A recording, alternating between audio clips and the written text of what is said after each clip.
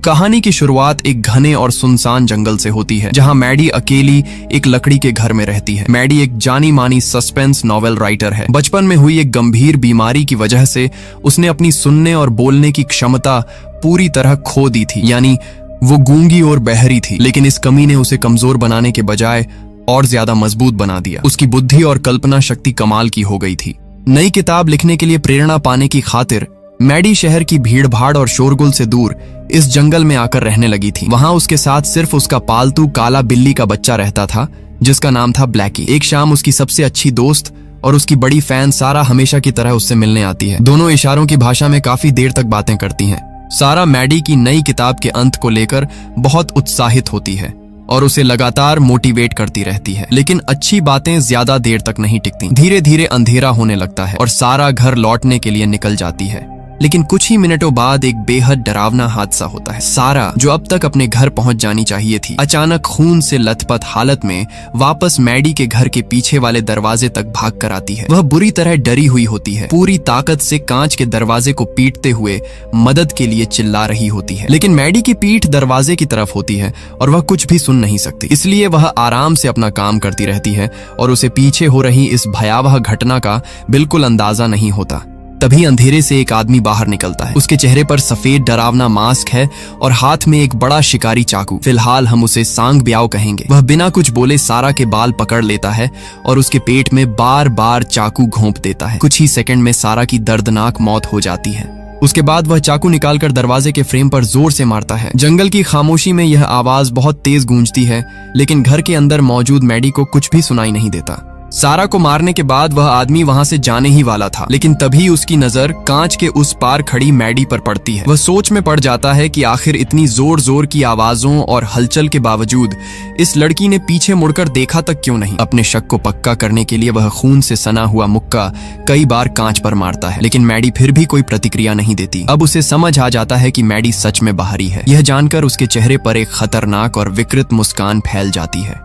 वह तुरंत घर के अंदर घुसने की कोशिश नहीं करता। पहले सारा की लाश को घसीटकर छिपा देता है और यहीं से शुरू होता है एक खौफनाक शिकार का खेल।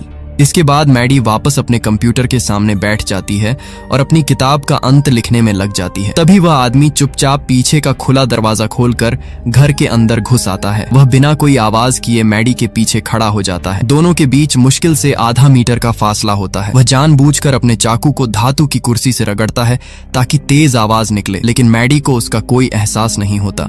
उसी समय कंप्यूटर स्क्रीन पर उसकी बहन की वीडियो कॉल आ जाती है। कॉल देखते ही वह आदमी तुरंत कैमरे की नजर से बचकर एक कोने में छिप जाता है। इशारों की भाषा में बात करते हुए मैडी की बहन अचानक कुछ अजीब नोटिस करती है। उसे लगता है कि अभी अभी मैडी के पीछे कोई काली परछाई तेजी से गुजरी है। वह पूछती है, मैडी, तुम्हारे पीछे अभी कौन था?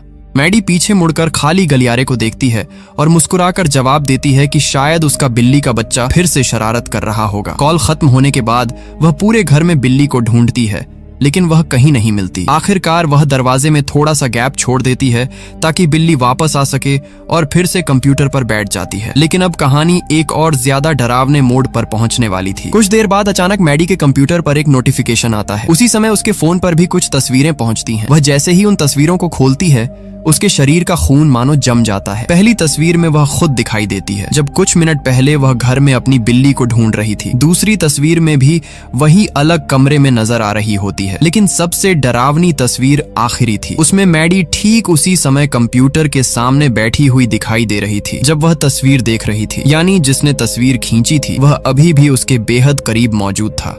अब मैडी को समझने में देर नहीं लगती कि कोई अजनबी उसके घर में घुस चुका है, उसका फोन चुरा चुका है और इस वक्त बाहर खड़ा होकर उसे देख रहा है। कांपते हुए वह तस्वीर के एंगल को देखकर मुख्य दरवाजे की तरफ नजर घुमाती है। तभी उसे अंधेरे में खड़ा वही मास्क पहना हुआ आदमी दिखाई देता है। वह मुस्कुराते हुए उसके फोन को अपने हाथ में लहरा रहा होता है। खतरे को सामने देखकर मैडी तुरंत दरवाजे की तरफ दौड़ती है और पूरी ताकत से उसे लॉक कर देती है। लेकिन वह आदमी बिल्कुल भी परेशान नहीं होता। वह आराम से घर के चारों ओर घूमता है और दूसरे खुले रास्तों की तलाश करने लगता है। मैडी मजबूर मजबूर होकर घर की हर खिड़की और दरवाजे को एक एक करके बंद करने लगती है। वह किसी गोलकीपर की तरह पूरे घर में दौड़ रही होती है ताकि हत्यारा अंदर न घुस सके। जब उसे लगता है कि फिलहाल सभी रास्ते बंद हो चुके हैं तो वह तुरंत कंप्यूटर की तरफ भागती है और इंटरनेट के जरिए पुलिस को मैसेज भेजने की कोशिश करती है। लेकिन जैसे ही वह संदेश भेजने वाली होती है, अचानक पूरे घर की बिजली चली जाती है। बाहर खड़े उस आदमी ने मुख्य बिजली का स्विच बंद कर दिया था। कुछ ही सेकंड में वाईफाई राउटर भी बंद हो जाता है और इंटरनेट पूरी तरह खत्म हो जाता है। अब मैडी के पास न बिजली बची थी, न इंटरनेट और न ही उसका फोन। वह सचमुच दुनिया से पूरी तरह कट चुकी थी। इसके बाद वह आदमी उसके सामने एक और खौफनाक काम करता है। वह बाहर खड़ी मैडी की कार के चारों टायर चाकू से फाड़ देता है। अब अगर मैडी किसी तरह घर से निकल भी जाए तो उसके पास भागने का कोई साधन नहीं बचा था। उसके बच निकलने का आखिरी रास्ता भी बंद हो चुका था। चारों तरफ से घिर चुकी मैडी आखिर एक नई कोशिश करने का फैसला करती है। वह सोचती है कि शायद बातचीत करके इस आदमी को जाने के लिए मनाया जा सकता है। अंधेरे में वह एक लिपस्टिक ढूंढती है और कांच के दरवाजे पर कांपते हाथों से लिखती है, मैंने तुम्हारा चेहरा नहीं देखा है। अगर तुम अभी चले जाओगे तो मैं किसी को कुछ नहीं बताऊंगी और मेरा बॉयफ्रेंड भी बस आने ही वाला है। ताकि वह आदमी साफ साफ पढ़ सके, मैडी टॉर्च से उन शब्दों पर रोशनी डालती है। लेकिन उसे नहीं पता था कि सामने खड़ा इंसान कोई सामान्य अपराधी नहीं बल्कि एक बेहद खतरनाक साइको था। वह आदमी लिखी हुई बात पढ़ता है और फिर धीरे धीरे अपने चेहरे से मास्क उतार देता है। पहली बार मैडी उसकी असली शक्ल देखती है। चेहरे पर दाढ़ी के बाल, ठंडी आंखें और बिल्कुल भावनाहीन चेहरा। वह कांच के पास आकर अपने होंठों को धीरे धीरे हिलाता है ताकि मैडी उसे पढ़ सके। मुझे पता है कि तुम होंठ पढ़ सकती हो। तुम्हारा कोई बॉयफ्रेंड नहीं है। तुम अकेली रहती हो। तुम बाहरी और गूंगी हो। ये शब्द पढ़ते ही मैडी के पैरों तले जमीन खिसक जाती है। उस आदमी ने सिर्फ उसके घर में घुसपैठ ही नहीं की थी बल्कि उसके बारे में पूरी जानकारी भी जुटा रखी थी। इतना कहकर वह अंधेरे जंगल में गायब हो जाता है। मैडी डर के मारे जमीन पर बैठ जाती है, लेकिन कुछ ही देर बाद खुद को संभाल लेती है। वह समझ चुकी थी कि अगर जिंदा रहना है तो उसे खुद ही लड़ना होगा। वह तुरंत रसोई में जाती है और जो भी चीज हथियार की तरह इस्तेमाल हो सकती थी, जैसे बड़ा चाकू और हथौड़ा, सब अपने साथ ले लेती है। फिर वह ऊपर वाले कमरे में भागती है, भारी अलमारी को दरवाजे के सामने लगाकर रास्ता बंद करती है और खुद कमरे के एक कोने में बैठकर हथियार कसकर पकड़ लेती है। तभी अचानक खिड़की पर जोर जोर से ठक ठक होने लगती है। मैडी डरते हुए खिड़की की तरफ देखती है और जो नजारा उसे दिखाई देता है उसे देखकर उसकी रूह कांप उठती है। खिड़की के बाहर उसकी दोस्त सारा खड़ी थी, लेकिन वह जिंदा नहीं थी। उसकी आंखें बाहर निकली हुई थीं और शरीर बिल्कुल निश्चल था। असल में अंधेरे में छिपा वह हत्यारा सारा की लाश को कठपुतली की तरह पकड़कर खिड़की पर मार रहा था। अपनी सबसे अच्छी दोस्त की लाश को इस तरह इस्तेमाल होते देखकर मैडी टूट जाती है। उसकी आंखों से आंसू बहने लगते हैं। लेकिन उसी दौरान उसे अचानक एक जरूरी बात याद आती है। जब सारा शाम को उसके घर आई थी तब उसका फोन उसकी जीन्स की पिछली जेब में था। अगर किसी तरह वह फोन मिल जाए तो शायद वह पुलिस को खबर कर सकती है। और यही सोचकर मैडी एक बेहद जोखिम भरी योजना बनाने का फैसला करती है। मैडी को एहसास हो जाता है कि सारा का फोन ही उसकी आखिरी उम्मीद है। वह तुरंत अपनी कार की चाबी निकालती है और उसमें मौजूद अलार्म बटन को बार बार दबाने लगती है। अगले ही पल कार का तेज अलार्म पूरे जंगल में गूंज उठता है। योजना काम कर जाती है। बाहर छिपा हुआ हत्यारा उस आवाज की तरफ ध्यान देने लगता है और कार की तरफ बढ़ जाता है। मैडी इसी मौके का इंतजार कर रही थी। वह धीरे से खिड़की खोलती है और बाहर झुककर सारा की लाश की जेबों में फोन ढूंढने लगती है। वह एक एक जेब टटोलती है, लेकिन उसे कुछ नहीं मिलता। तभी अचानक वह आदमी वापस लौट आता है। उसे समझ आ गया था कि मैडी ने उसे चाल से दूर भेजा था। गुस्से में वह खिड़की तक दौड़ता है और मैडी का हाथ पकड़ लेता है। अब दोनों के बीच खिड़की के पास जानलेवा संघर्ष शुरू हो जाता है। ताकत के मामले में मैडी उसका मुकाबला नहीं कर सकती थी। हत्यारा लगभग खिड़की तोड़कर अंदर घुसने ही वाला था, लेकिन मैडी हार नहीं मानती। वह पास रखा हथौड़ा उठाती है और पूरी ताकत से उसके हाथ पर दे मारती है। दर्द से वह आदमी जोर से चीख पड़ता है और तुरंत पकड़ छोड़ देता है। मैडी बिना एक सेकंड गंवाए खिड़की बंद करके लॉक कर देती है। हाथ में लगी चोट से तिलमिलाया हुआ हत्यारा गुस्से से पागल हो जाता है। वह अपने घाव पर पट्टी बांधते हुए जेब से सारा का फोन निकालता है और मैडी को दिखाकर उसका मजाक उड़ाता है। फिर वह सारा की बाली भी निकालकर हवा में लहराता है। तभी मैडी को समझ आता है कि वह पहले से ही उसकी योजना भांप चुका था। उसने जानबूझकर सारा का फोन अपने पास रख लिया था। अब पुलिस को बुलाने की उम्मीद भी खत्म हो चुकी थी, लेकिन मैडी अभी भी हार मानने वाली नहीं थी। कुछ देर बाद वह घर के सामने वाले हिस्से से चुपके से बाहर निकलती है और लकड़ी के बने फर्श के नीचे छिप जाती है। उसका इरादा था कि मौका मिलते ही वह जंगल पार करके सारा के घर पहुंचे और मदद मांगे। क्योंकि वह सुन नहीं सकती थी, इसलिए उसने अपना हाथ लकड़ी के फर्श पर रखा हुआ था ताकि कंपन महसूस करके हत्यारे की चाल समझ सके। कुछ देर बाद कंपन बंद हो जाते हैं मैडी को लगता है कि अब रास्ता साफ है। वह धीरे धीरे बाहर निकलती है और जंगल की तरफ बढ़ने लगती है। लेकिन तभी अचानक एक तेज चीज उसके सिर के पास से गुजरती है। एक भारी क्रॉसबो से छोड़ा गया तीर उसके सिर को छूता हुआ पीछे पेड़ में जा धंसता है। मैडी दंग रह जाती है। वह आदमी न जाने कहां से एक खतरनाक क्रॉसबो ले आया था और किसी शिकारी की तरह ऊंचाई पर खड़ा उसे निशाना बना रहा था। अब बाहर रहना मौत को बुलावा देने जैसा था।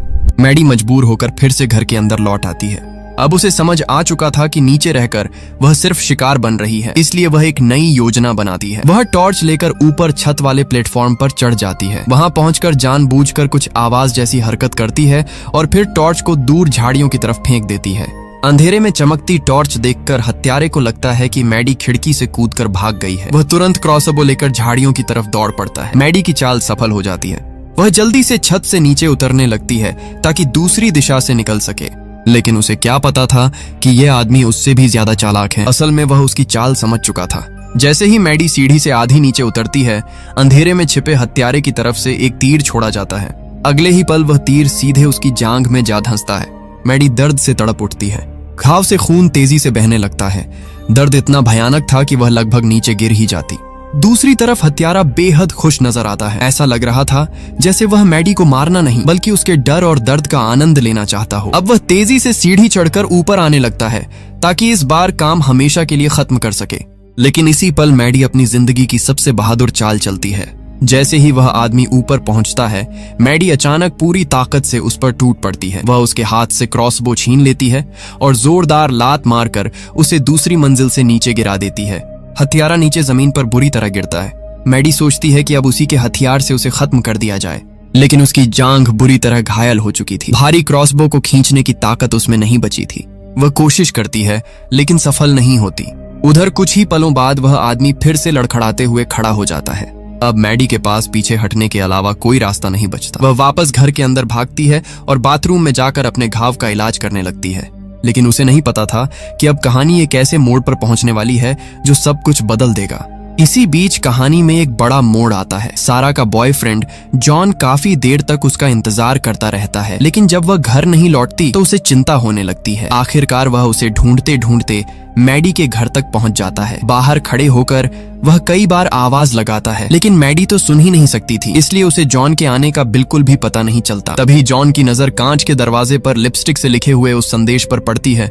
साथ ही उसे आसपास खून के निशान भी दिखाई देते हैं। ये सब देखकर उसे तुरंत एहसास हो जाता है कि यहाँ कुछ बहुत बुरा हुआ है। वह बिना समय गंवाए अपना फोन निकालता है और पुलिस को कॉल करने की कोशिश करता है, लेकिन तभी अंधेरे में छिपा हुआ हत्यारा बाहर निकल आता है। वह सिर्फ एक साइको किलर ही नहीं बल्कि बेहद चालाक इंसान भी था। टॉर्च की रोशनी जॉन पर डालते हुए वह पुलिस अधिकारी की तरह चिल्लाता है, रुको, हाथ ऊपर करो। अचानक हुए इस घटनाक्रम से जॉन घबरा जाता है और जल्दी से बताता है कि वह अपनी गर्लफ्रेंड सारा को ढूंढने आया है। हत्यारा उसका आईडी कार्ड देखने का नाटक करता है और फिर बड़ी सफाई से झूठी कहानी सुनाने लगता है। वह कहता है कि वह नया पुलिस ऑफिसर है और इलाके में घुसपैठ की शिकायत मिलने पर यहाँ आया था, लेकिन यहाँ पहुंचते ही किसी अज्ञात आदमी ने उस पर हमला कर दिया। उसका फोन, बटुआ और यहाँ तक कि उसकी सर्विस पिस्टल भी छीन ली। फिर वह जॉन से कहता है कि उसे मुख्यालय से संपर्क करना है, इसलिए अपना फोन दे दो।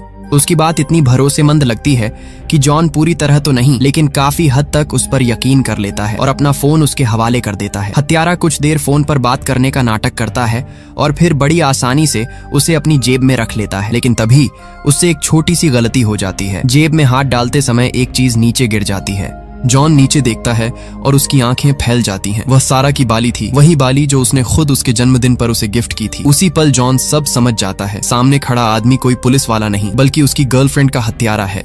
लेकिन वह यहीं नहीं रुकता। वह अपने भारी चमड़े के जूते से मैडी की उंगलियों पर पूरी ताकत से पैर रख देता है। हड्डियां टूटने की भयानक आवाज गूंज उठती है। दर्द इतना भयानक था कि मैडी का पूरा शरीर कांपने लगता है। उसका मुंह खुला रह जाता है और वह पूरी ताकत से चीखना चाहती है, लेकिन उसके गले से कोई आवाज नहीं निकलती। हत्यारा कुछ देर बाद जानबूझकर अपना पैर हटाता है और होंठ हिलाते हुए कहता है, अब ये खेल खत्म होने वाला है, मैं अंदर आ रहा हूँ।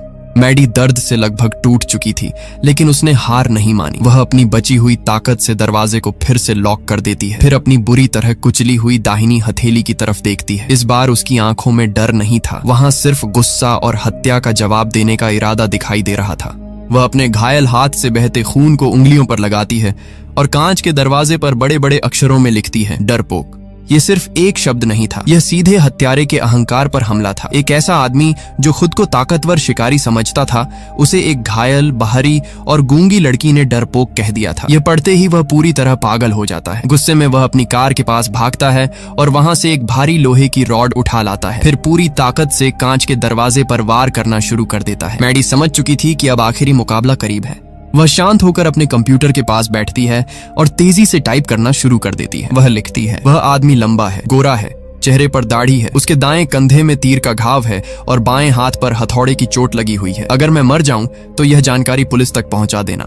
इसके बाद वह अपने परिवार के लिए भी एक संदेश लिखती है, मम्मी, पापा, बहन, मैं आप सबसे प्यार करती हूँ। अगर मैं मर जाऊं तो याद रखना कि मैंने आखिरी पल तक लड़ाई लड़ी थी, मैं डरकर नहीं मरी। यह सिर्फ एक सुसाइड नोट नहीं था, यह उसके संघर्ष का ऐलान था।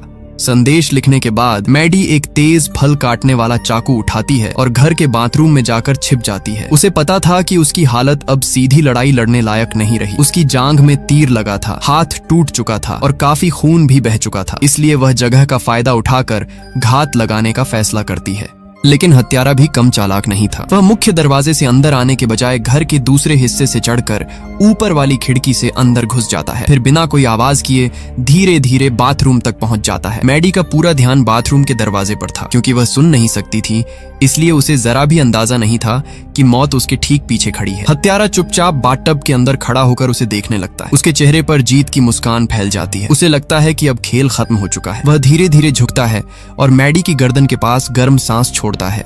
लेकिन अगले ही पल कुछ ऐसा होता है जिसकी उसे उम्मीद नहीं थी।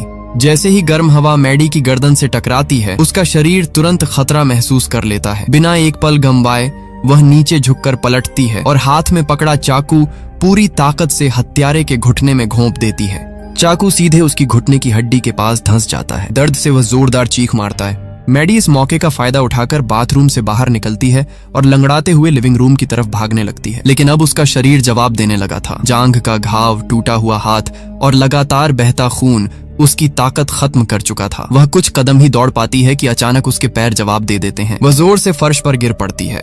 उसकी नजर धुंधली होने लगती है। दूसरी तरफ घायल होने के बावजूद हत्यारा फिर से उठ खड़ा होता है और लंगड़ाता हुआ उसकी तरफ बढ़ने लगता है। अब उसे लगता है कि आखिरकार वह इस लड़की को खत्म कर देगा। फर्श पर गिरी मैडी की हालत बेहद खराब हो चुकी थी। उसकी जांघ में तीर का गहरा घाव था, हाथ की उंगलियां बुरी तरह टूट चुकी थीं और लगातार खून बहने की वजह से उसका शरीर जवाब देता जा रहा था। उसकी आंखों के सामने सब कुछ धुंधला होने लगा था। दूसरी तरफ घायल हत्यारा लंगड़ाता हुआ उसकी तरफ बढ़ रहा था। उसकी आंखों में सिर्फ नफरत और हत्या की प्यास दिखाई दे रही थी। वह अपने हाथ में चाकू उठाता है और मैडी को खत्म करने के लिए आखिरी वार करने की तैयारी करता है। लेकिन ठीक उसी पल मैडी की नजर रसोई के पास रखे एक बड़े कीटनाशक स्प्रे पर पड़ती है। अपनी बची हुई सारी ताकत जुटाकर वह उसे उठाती है और सीधे हत्यारे के चेहरे पर स्प्रे करना शुरू कर देती है। तेज केमिकल उसकी आंखों में भर जाता है। दर्द और जलन से वह तड़प उठता है। उसके हाथ से चाकू छूट जाता है और वह अपनी आंखें पकड़कर जमीन पर गिर पड़ता है। मैडी यहीं नहीं रुकती। वह तुरंत पास रखा एक हाई वॉल्यूम स्मोक अलार्म उठाती है और उसका टेस्ट बटन दबा देती है। अगले ही पल पूरे घर में बेहद तेज और कान फाड़ देने वाली आवाज गूंजने लगती है। अलार्म की आवाज इतनी तेज थी कि किसी भी सामान्य इंसान के कान सुन्न हो सकते थे। लेकिन यही वह पल था जब मैडी की सबसे बड़ी कमजोरी उसकी सबसे बड़ी ताकत बन गई। जो आवाज बाकी लोगों के लिए असहनीय थी, उसका उस पर कोई असर नहीं हो रहा था। फिर भी हत्यारा शारीरिक रूप से उससे कहीं ज्यादा ताकतवर था। दर्द और शोर के बावजूद वह अचानक मैडी पर झपट पड़ता है और उसे जमीन पर दबा देता है। अगले ही पल उसके दोनों हाथ मैडी की गर्दन पर कस जाते हैं। वह पूरी ताकत से उसका गला दबाने लगता है। मैडी छूटने की कोशिश करती है, लेकिन उसकी ताकत बहुत कम हो चुकी थी। धीरे धीरे उसके शरीर से ऑक्सीजन खत्म होने लगती है। उसकी आंखों के सामने अंधेरा छाने लगता है। उसी दौरान उसके दिमाग में कई तस्वीरें घूमने लगती हैं। उसे अपने माता पिता की मुस्कान याद आती है, अपनी बहन के साथ बिताए पल याद आते हैं, सारा की दोस्ती याद आती है और जॉन की कुर्बानी भी। लेकिन मरने से ठीक पहले उसके अंदर जीने की आखिरी चाह फिर जाग उठती है। संघर्ष करते हुए उसकी उंगलियां किसी ठंडी धातु की चीज से टकराती हैं। वह एक मेटल का वाइन ओपनर था, जिसे शाम को वाइन की बोतल खोलने के लिए इस्तेमाल किया गया था। मैडी अपनी बची हुई सारी ताकत एक जगह इकट्ठा करती है। फिर बिना एक सेकंड गंवाए उस वाइन ओपनर को उठाकर सीधे हत्यारे की गर्दन में घोंप देती है। नुकीला धातु का हिस्सा उसकी गर्दन की मुख्य नस में धंस जाता है। अगले ही पल खून तेज दबाव के साथ बाहर निकलने लगता है। हत्यारे की आंखें फैल जाती हैं। उसे यकीन ही नहीं होता कि जिस लड़की को वह पूरी रात कमजोर समझता रहा वही उसकी मौत का कारण बनने वाली है। उसके हाथ धीरे धीरे मैडी की गर्दन से ढीले पड़ने लगते हैं। कुछ ही पलों बाद उसका शरीर पूरी तरह निढाल होकर जमीन पर गिर जाता है। आखिरकार वह साइको किलर जो लोगों को मारने में मजा लेता था, एक ऐसी लड़की के हाथों मारा जाता है जिसे वह सबसे कमजोर समझ रहा था।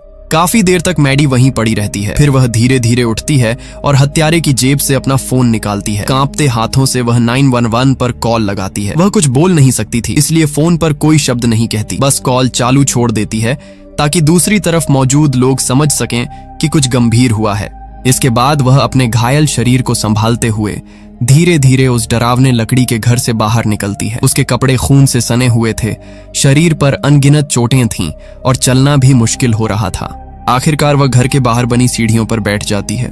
उसके आसपास अब भी वही जंगल था, वही रात थी, वही खामोशी थी। लेकिन एक चीज बदल चुकी थी। अब उस खामोशी में डर नहीं था, अब वहां सिर्फ सुकून था। जिंदा बच जाने का सुकून, अपने लिए लड़ने का गर्व और यह एहसास कि चाहे हालात कितने भी बुरे क्यों ना हों, इंसान आखिरी सांस तक लड़ सकता है। फिल्म के अंत में यही संदेश सबसे ज्यादा असर छोड़ता है। जब दुनिया आपको कमजोर समझे, जब हर रास्ता बंद नजर आए और जब सामने सिर्फ अंधेरा दिखाई दे, तब भी हार मान लेना जरूरी नहीं होता। मैडी ने आखिरी पल तक लड़ाई लड़ी और इसी वजह से वह जिंदा बच पाई। यही वजह है कि यह फिल्म आज भी सबसे बेहतरीन सर्वाइवल थ्रिलर फिल्मों में गिनी जाती है।